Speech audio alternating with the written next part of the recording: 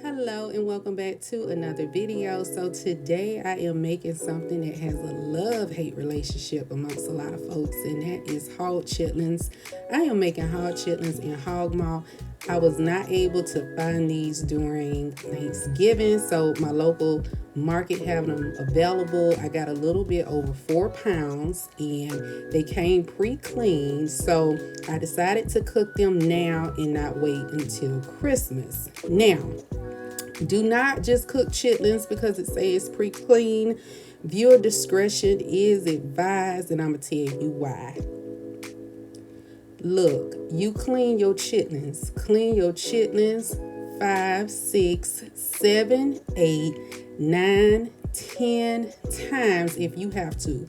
You clean all of that, you know what, out of them chitlins, okay? Because you do not just trust anything that says they're clean. So I was raised old school. I clean my chitlins several times. I look over them several times before they actually go in the pot. So make sure you clean your chitlins thoroughly, even if it says pre-clean. Go through every chitlin. Yes, it may take a few hours, but it is well worth it. So as you can see here, this was about my 6th wash and I still wasn't ready.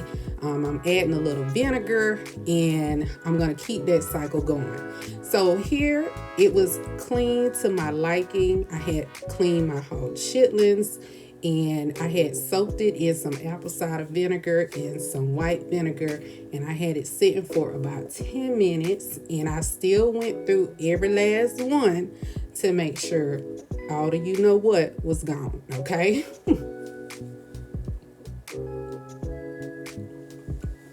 All right, so once you rinse off the water, the items that I'm using to cook the chitlins with is garlic cloves, bell pepper, red peppers, basil, fresh basil, and onions. Now, you can chop yours up finer, bigger, whichever you prefer. Now, I use this type of pot. I like cooking my chitlins and certain things in this type of pot because of the heat level it gets with the type of stove I have. But you can just, whatever you cook yours in, you can start off with that. But once I cook my chitlins, I then transfer it to a Dutch pot because I actually take my chitlins out and chop them up and put them back in the pot. So you are going to start off with your pot. Add your garlic cloves, your fresh, clean chitlins in hog maw,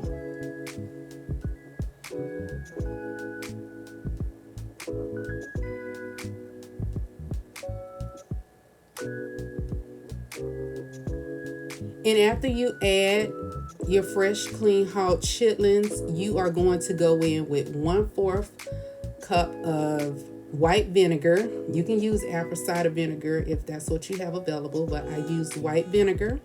You also want to add salt as well as pepper and a little bit of chicken bouillon. Excuse me, you'll be able to see it.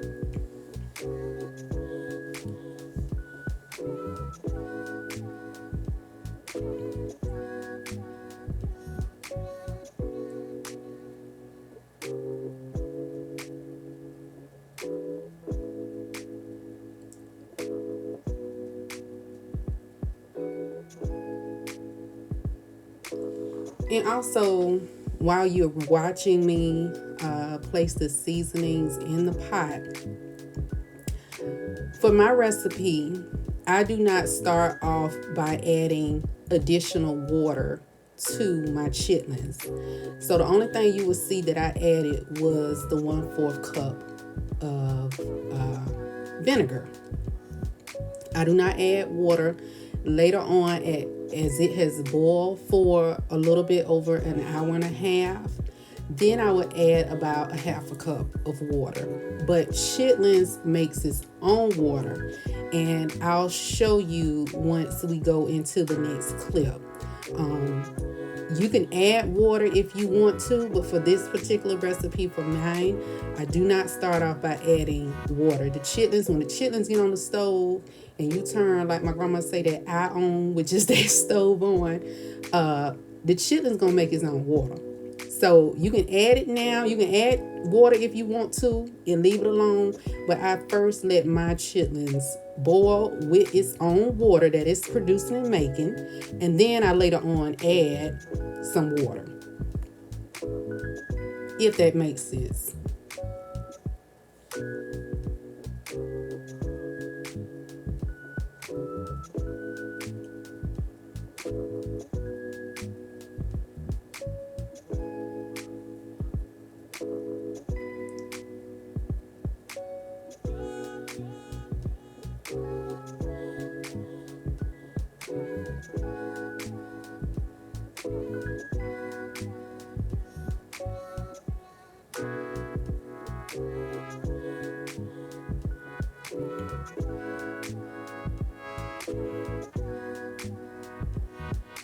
And I do apologize. The video may be small, then may be big. I was trying to adjust the camera, but I was like, you know what? I'm not going to delete it. I'm just going to show y'all, because this is for real how it goes when you film it. So as you can see on this next clip, this is the chitlins on water. I did not add anything. As you can see, all the seasonings, everything is still to the top. You are going to watch this. Once it get a little lower, then you're going to add a little bit more water, okay?